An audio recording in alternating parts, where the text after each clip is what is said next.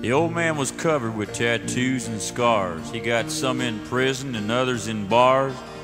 The rest he got working on old junk cars in the daytime. Alright, Kimbo White here. I want to talk to y'all about some things that I'm pretty excited about. Next week is a huge fight for me because I was extremely upset at the end of the first fight between Varner and Cerrone. Anybody who doesn't know who I'm talking about, WEC 51 coming up next week. Jamie Varner, Donald Cerrone. Last time they fought, Varner was the champion, and they were fighting for Varner's title, and Varner dominated the first couple of rounds, really. It was a good fight all the way through, but as the fight progressed, it seemed like Cerrone started to kind of get Varner's number a little bit. Maybe even had the better conditioning of the two. They started to even up towards the middle of the fight. By the fifth round, Donald Cerrone had taken a couple of rounds of his own, and it was an awesome fight, one of the better fights I've seen. And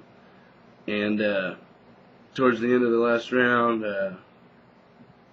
Cerrone had Varner up against the cage, not in a clinch, but in a striking battle, and was winning the battle.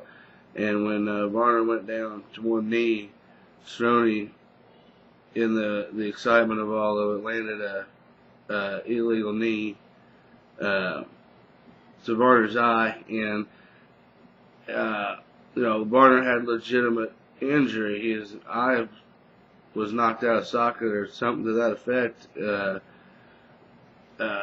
He actually, had a severe eye injury and could not continue.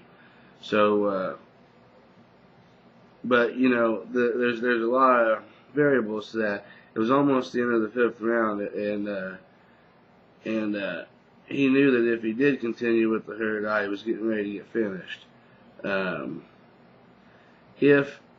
If the knee hadn't been illegal, Cerrone would have been the new champion. Now, there's been a lot of instances where, and not in WEC or in, I don't even, I went back and I found them it happened in the UFC quite a few times, so I'm really not sure exactly if there's a uniform policy on it these days with the California State Athletic Commission, but there's been many times that a fight has ended on an illegal blow, and the guy who couldn't continue lost the fight because there hadn't been any points issued before that. It wasn't a disqualification. Now, they give this fight to Jamie Varner, retain his title on an illegal blow, and he can't continue. Which to me was extreme. Well, I can't say extreme. To me, it was favoritism. I'm just not really sure if I thought that's the way that fight should have ended. But it's been a long time ago. The way that fight should have been called. But it's been a long time ago, and I'm just really excited to see the rematch. And it's happening next week, so everybody make sure they check that out on Versus. And for MMA fans that have been fight fans for a long time, it's a hell of a card. Miguel Torres and Charlie Valencia, you couldn't ask for a better war. These guys are going to go to war. And Jose Aldo and Manny, I fight like a dog, Gambarian, which I cannot believe has worked his way up to a title shot against Jose Aldo. But I tell you what, I'd love to see Manny win that, man, but there's just no way. I'd be amazed. So I'm going to go and throw out my predictions on this. I'm going with Aldo over Gambarian. I'm gonna probably go with Torres over Valencia and Cerrone over Varner, and then we got a hell of a fight in the undercards.